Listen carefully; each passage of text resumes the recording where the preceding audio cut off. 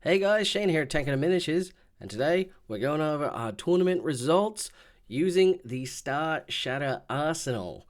Now, we've used Necrons in the past for this journey of tank hunting experience, but this is with the new. It's not even new. It came out last year, like Christmas. It's been 8 months now. Jeez. All right. Anyways, I finally got a chance to use it. I borrowed most of Josh's Necrons. As you can see, Silent King looks amazing. My friend Craig has painted that. Despite this being fully Josh's army, he's painted none of it. And I know that because when he got the army, the barge on the right and the red one, the blue annihilation cannon, they were already painted, and I painted the two other Doomsday Arcs and the another annihilation barge. So I've painted 3 of the things. The Silent King was painted by our friend Craig, and yeah, the other 3 were already painted. So that's fun. Good work, Josh. So yeah, this is a fun list. To make it, you take the Catacomb Command Barge. That's the guy in the red. Now you give him the Dread Majesty Aura, I think it is. So that gives him the Aura, 6 inches of reroll 1s to hit in shooting and in wounding. And of course, the Silent King has that aura he can choose from already. He has a couple of other auras, but that's the only one you really need to use. So basically, to play this list, you create 2 Death Stars in a sense. Everything goes around each of the character sort of units, and they'll give this massive buff. Kind of like we did with the Tech Marines for Space Marines when they had their auras, which they don't have anymore. They got rid of their auras, but auras still exist for Necrons, which is interesting. Because, of course, with the Tech Marine bonus, it was an aura, 6, and then they changed it to just select 1 unit. That 1 unit can have lethal hits or whatever. So, not the case here. And of course, we went the only real weapon choice loadout we could have was if we took Gauss cannons or Tesla cannons on the barges. So we just went with Gauss. Seemed like the better option. So yeah, this is just shy of 1,500 points. So that suited us perfectly. So let's see how we went. So first match, we were against Harlequins. Now, I haven't actually played against Harlequins. Elder, we've gone up against quite a bit in this edition, but Harlequins, no, we had not. So they're pretty neat, very, very fast. So we learned. But yeah, still elf toughness, but 4-up invulns. So if you're lucky with your dice rolls, you can avoid a lot of stuff. Let's see, we went up for the Silent King up the top there. He's got a couple of Doomsdays with him. And we've got the other sort of detachment down the bottom there, all hovering around the command barge. We managed to get first turn, which was handy. I'm trying to remember what the mission was. Either way, you know how this game works. You grab the objectives. They're good. They get you points. You do things. Yeah, so we managed to get up. Most things were hidden. There was 1 squad of Harlequins that were just in sight once we put one of the Doomsday cannons, so it took rid of that. There was also a squad of Rangers that were hidden behind the building in the center. They got taken out. Yeah, as I said, the building in the center was blocking them, but now they're gone, so they're not hidden, they're just gone. And there was another squad of Rangers that were on the home objective, which the Silent King used his indirect fire to get it down to just 1 unit. So we managed to get a good opening salvo and put ourselves in a pretty good position. The main way I wanted to play this was to first turn, not move. Like, that was the main strategy. Just wait for them to move up, because of course we get the +1 to hit when they're on objectives. So it makes sense to wait till your opponent's on an objective and just stay out of line of sight till then. But I felt pretty safe because we didn't have a lot of long-range shooting from the Harlequin force. They're mostly an anti-infantry, sort of close combat with pistols, so it felt pretty safe to just push our way up to the front and get a good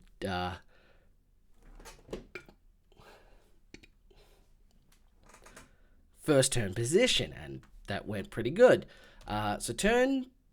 His turn one, he managed to deal some pretty good damage to us. So the Doomsday Cannon, the one in the middle there, you can't see his dice, but he got down to 3 wounds.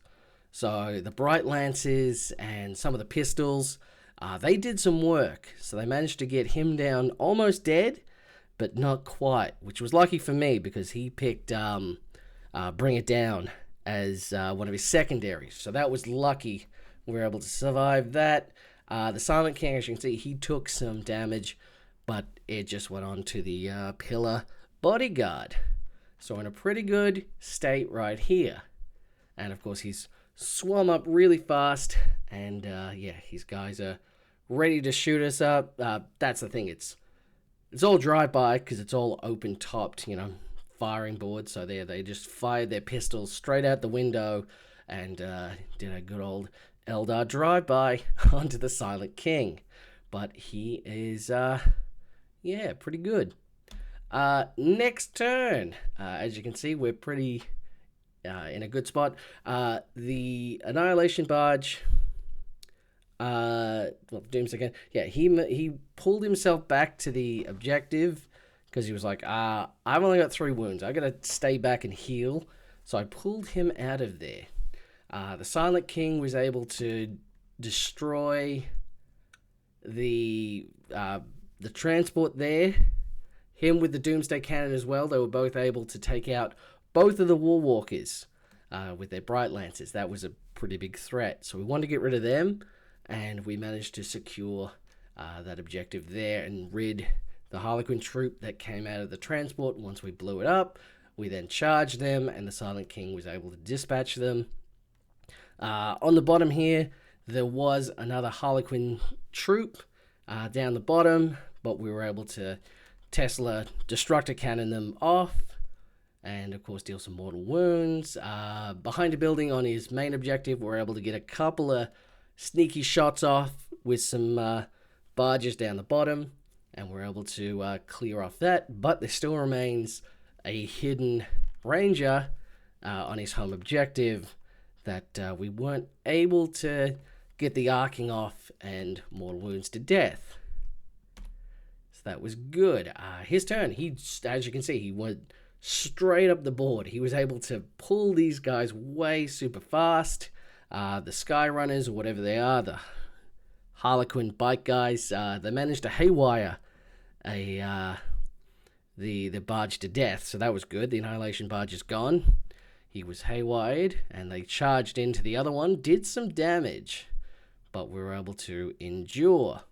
Up the top there, another squad went into the Silent King.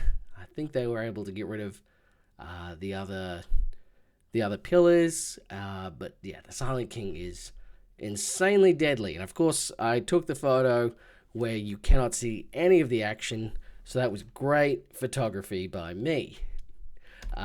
But in the next turn, you can see most of it is gone. The couple of transports left were able to shoot off. There's that Solitaire, of course, in the middle there. He decided to sneak over, grab that, and was able to survive a little bit. So that was all right.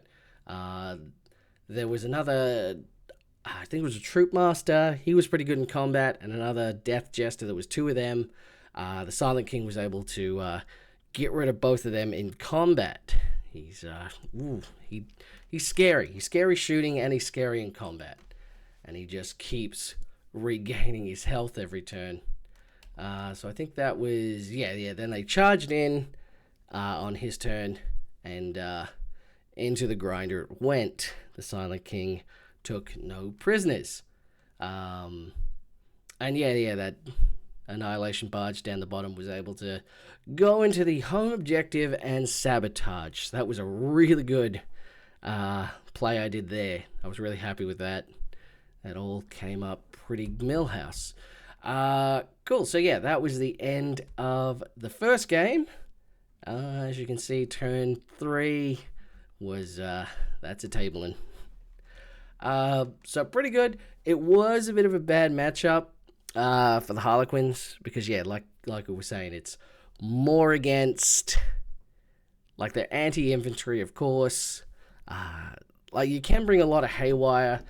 We just didn't this time. Like the haywire did some work, and yeah, the annihilation, the doomsday cannon in the back.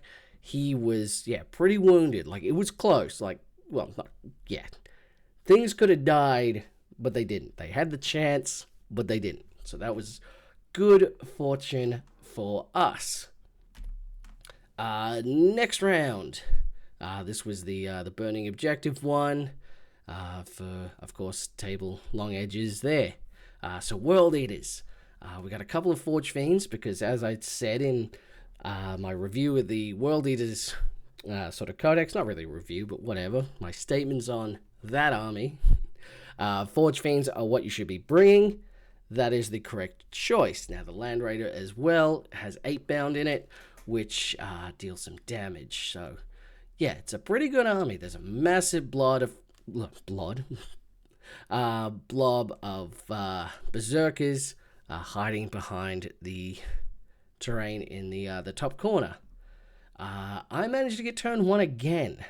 It broke my streak of not getting turn 1 at all in my previous game, so that was fun.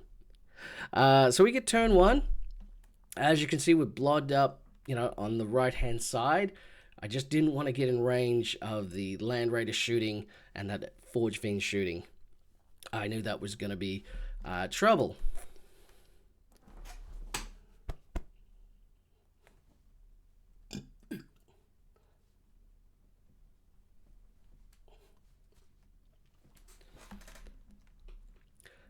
So, we go into my turn 1, and we do pretty good. We managed to get the Silent King up there. We shifted everything to the left. Everything, went to the center, and the barges, they all went left and back because we really didn't want to get in distance of the berserkers there. We were able to get some shots off. Wait a minute. Sorry. I had a...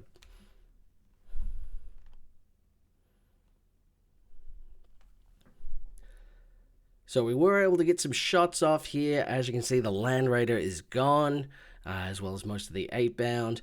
We did some damage to the Mauler Fiend in the back there. Only a couple could actually get a good line of sight of him. And the indirect fire from the Silent King once again did really good getting rid of the majority of those jackals, which can be a real pain for objective-wise. So, end of turn 1 for us. We're in a good spot. We've got their shooting. Well, just the Land Raider down. So, it's the Land Raider, the 8-bound. That's a good chunk of the army gone. This is where it went downhill. And you might think, but the World Eaters look like they're in an okay place. They're up there. They still got a fair bit left. But as we realized, we sort of played it out in a way. So, basically what happened was it was a streak of the worst luck I've ever seen. So the Predator up the top there, it shoots everything into, and it's got a lot of shots, a whole lot of shots. They all managed to hit, like a lot of them. It was like 6 shots all into the Silent King. Only one of them wounded. So only one las cannon went through and wounded the pillar there. So that was potentially could do so much to the Silent King. There was enough potential to take out the Silent King here. Because when the Forge Fiend went, it was like 6 wounds that came through, and I saved all but one of them. So I was like, oh, okay, it's going to be like that. Sometimes I can't roll a 3 up to save my life, but yeah. So the Silent King was able to endure because I got very lucky on my invuln saves and he got very unlucky to wound. So I was like, alright, I guess now they're out in the open. So, when it gets to my turn, Silent King's just going to melt that Predator pretty easy. The Forge Fiend's going to go down before he gets a chance to do anything. Because we've got everything in line of sight now. And, the cannons are staying still. So now they got devastating. So now there's no way to sort of counter that. So you can pretty much imagine the left flank here is all Necron. As for the Berserkers there, now what was supposed to happen, he rolled to advance. So of course, roll to advance because they can advance and charge and all that good stuff. And you can re-roll the charge and you can re-roll the advance. So he rolls for the advance. 1. Oh, that's not good. All right, let's re-roll that. It was a 1 into a 1. Because that has to happen. Every time you roll a 1, it just has to re-roll into itself again. So they were very slow. They did not make a good advance. And because of that failure, it made the charge distance a 12-inch charge. To which we roll, it gets re-rolled, and it still fails. 12-inch charges can happen. I've seen it happen. Because, of course, and yeah, as we were discussing, if they had made that charge, come into the barges, wrapped around them, they can't survive that amount of lethal hits and sustains and all that good stuff. They would have, they had the potential to wipe out pretty much all of that within a turn or two. But they failed. They couldn't make the distance. And that is something I was worried about, which is why we pulled them back. And it's like, all right, you're coming further away from them. They got to really make it, make a good charge to come into us. So, now they're just standing out in the open. And we've got a lot of barges who are really good at taking out Marines. Because everything, of course, is 2 damage. It's a lot of mortal wounds. And we've got other cannons and all sorts. So, we didn't want to see the army just being blown off the table and shooting, so we called it there. And fair enough. So, that was 2 victories down for the Star Shatter. And, so far, this is kicking butt.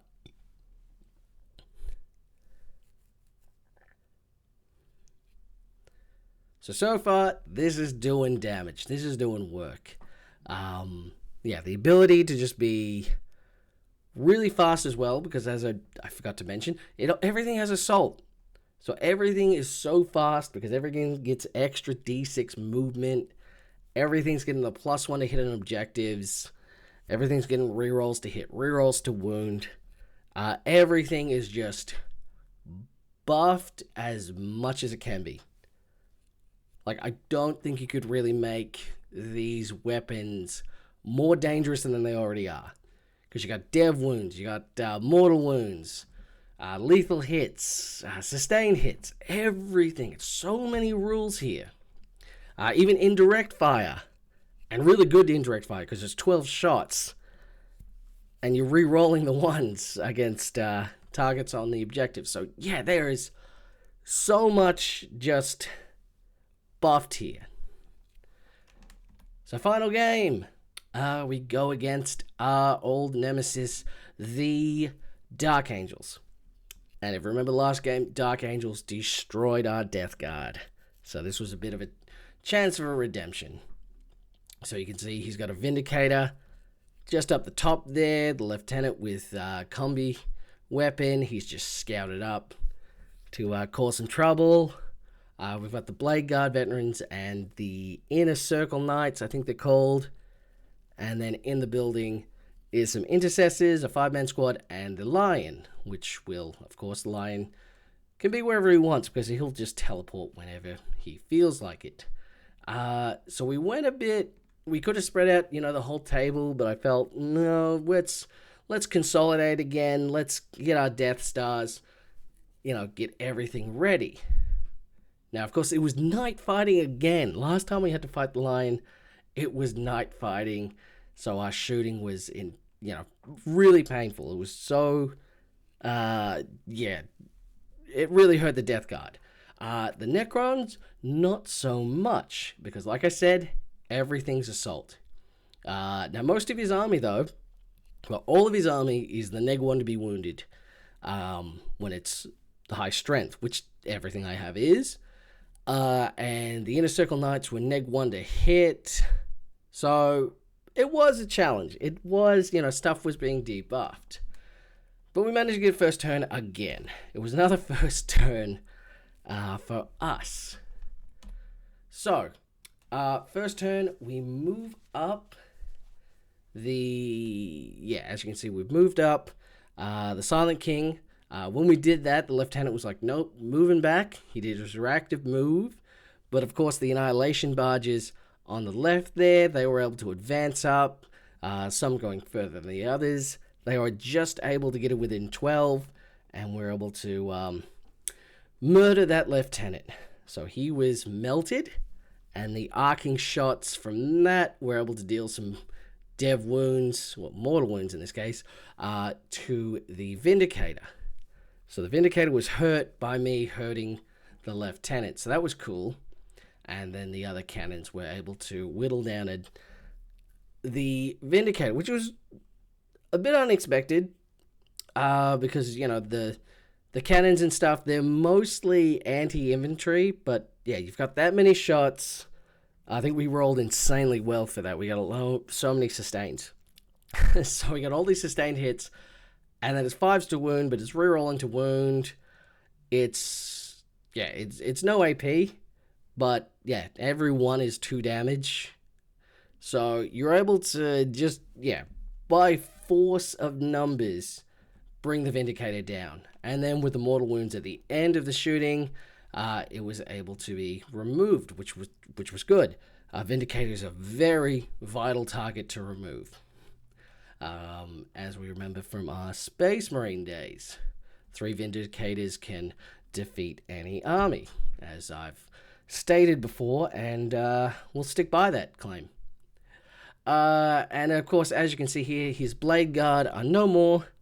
We were able to just get in range within 18 inches of the front of the squad, and we're able to blast them away. And that was hard because they were neg 1 to wound, and I don't think they were neg 1 to hit, but they're not an objective, so we don't get the +1 to hit, we just get the rerolls.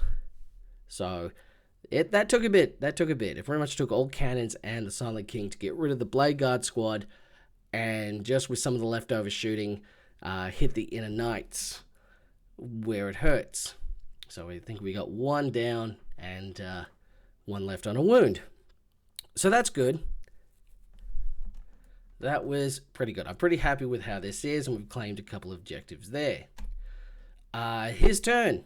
So his turn number 1. The Lion was able to, of course, jump up, and now he's in our deployment zone.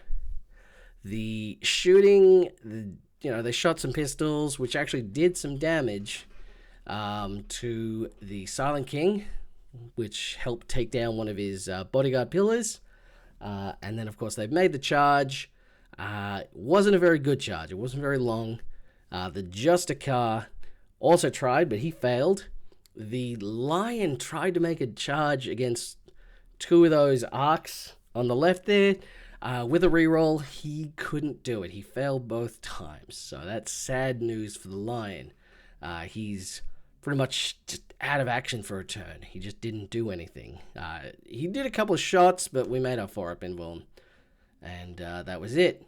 So yeah, they did a fair bit of damage. They got the...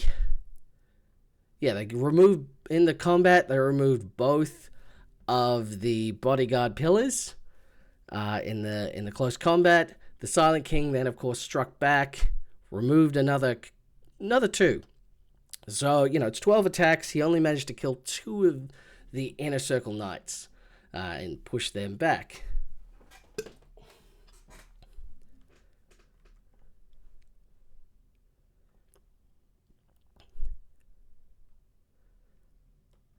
But then, of course, at the end of the fight phase, I was able to use the stratagem and bring it back. So that was a double regen for the Silent King. So we get to our turn. What do? We pull the Silent King out of combat. We pull him back so he's, able to heal a bit, and he, it no longer stops the knights from being shot. So we move up. One of the barges, as you can see, he comes down to take our home objective because we needed it. I forgot we needed it for points in this mission because it's hold more than your opponent. Not just whatchamacallit, no man's land. So anyway, we managed to pull him back. We push around to the top because we wanted to, take some shots off against the guys as well. The other green ones up the top there. So we're able to shoot off the rest of the army there, which of course you can imagine is possible when you have 3 Doomsday Cannons that stood still. And of course he's on the objective now. So it had heavy. So even though they were -1 to hit, it had heavy and it was getting the +1 for being on the objective. So it's +2 to hit. So we're back to hitting on 2s with the rerolls. So they did not stand much of a chance. So at this point, we've got the intercessors that are off screen on the right there, grabbing the objective over there. And we've got the lion. So his turn. As you can see, the intercessors are on the right-hand side there. The Terminators have come out of Deep Strike. They charged one of the barges, destroyed it. That's fine. And took that objective. But as you can see, the other guys have already moved away. That guy was pretty much left to sacrifice. That was a feeding unit. The lion managed to come in, do some damage. So he killed the pillar, and he charged in, bringing the Silent King down to 8 wounds, so half health. And he did a damage to the barge as well, splitting up the attacks. So the lion was not able to do enough damage here, though. So that was kind of a bad luck on his part. We then go to my next turn. Bang, as you can see, the lion is no more. It was a lot of dev wounds that came from him from the Annihilation Cannons. We took the Silent King, we took him out of combat once again, put him back up where he was. So it was fun. The Silent King was just, I'll move where I need to be a blocker. I'll absorb all the damage so the cannons don't have to, so they're still effective at shooting. And he does that. He's such a good sponge. It was crazy. And like I said, you can spend a CP to double regenerate him in the turn. So that was crazy. He just kept surviving. So I pulled him up. We devastated the lion. As you can see, I've still got one more of the cannons and the command barge, and they're shooting off the intercessors there, removing any trace of their objectives.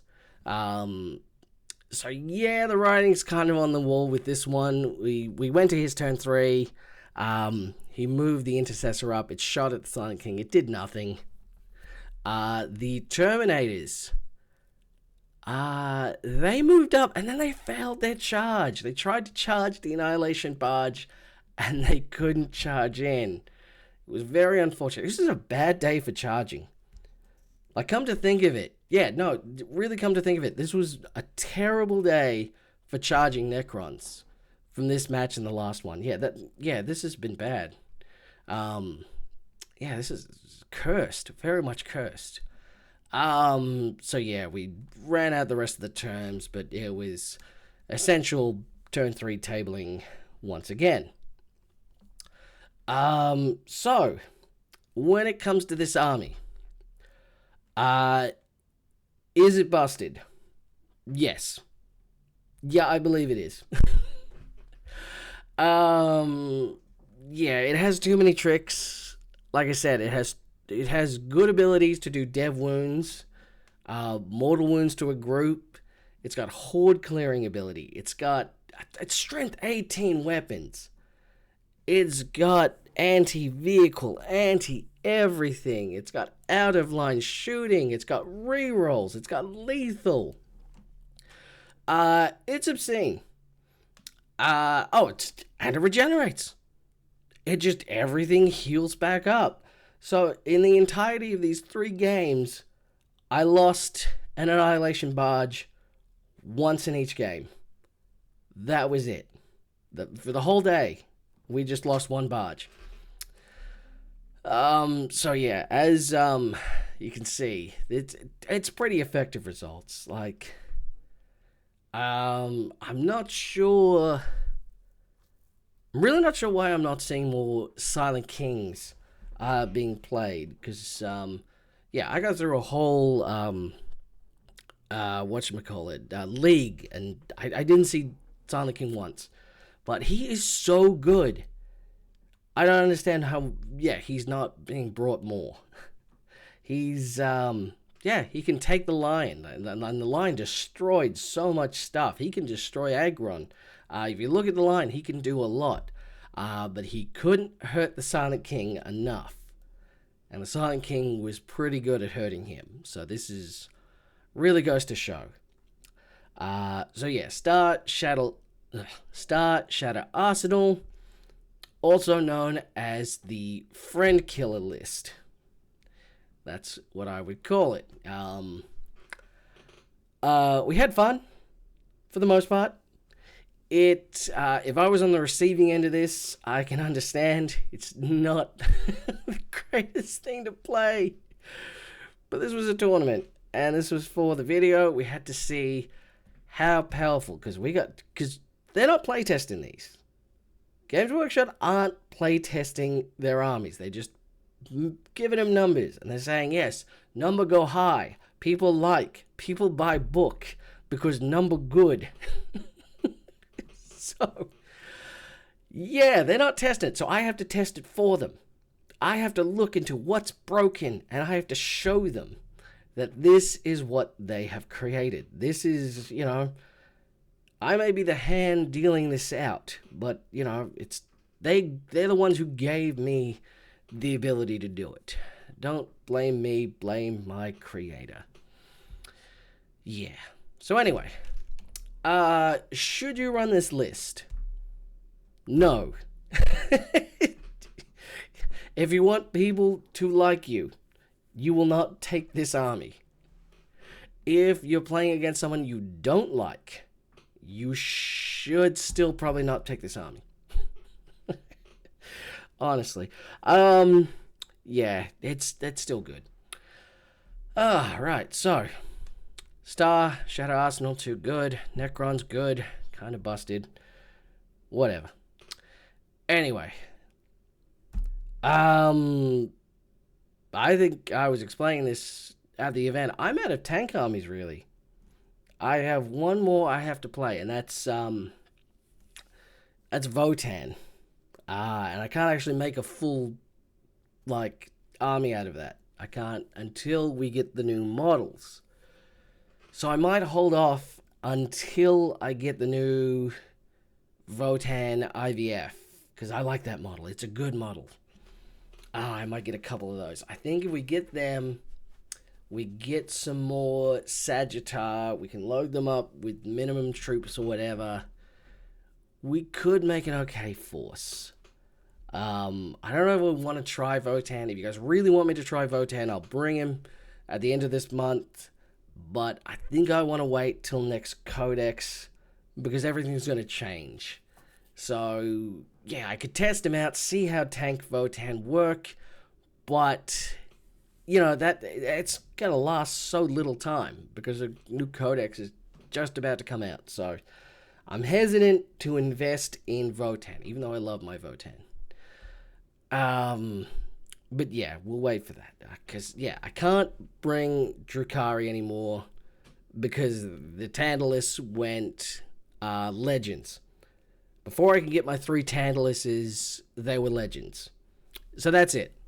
That's it. Dark Elder have nothing. I could only mass Raiders and Ravagers, and I'd have to substitute with like Harlequins. I could make it Harlequins and the Dark Eldar with the Wages Gambit.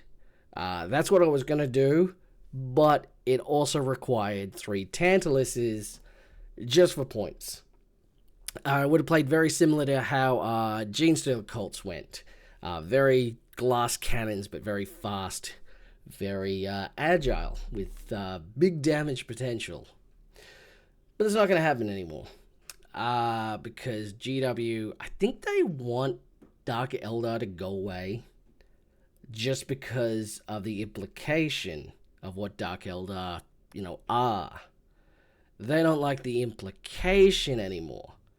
It's why they got rid of Famir in Old World, because of the implication in their history.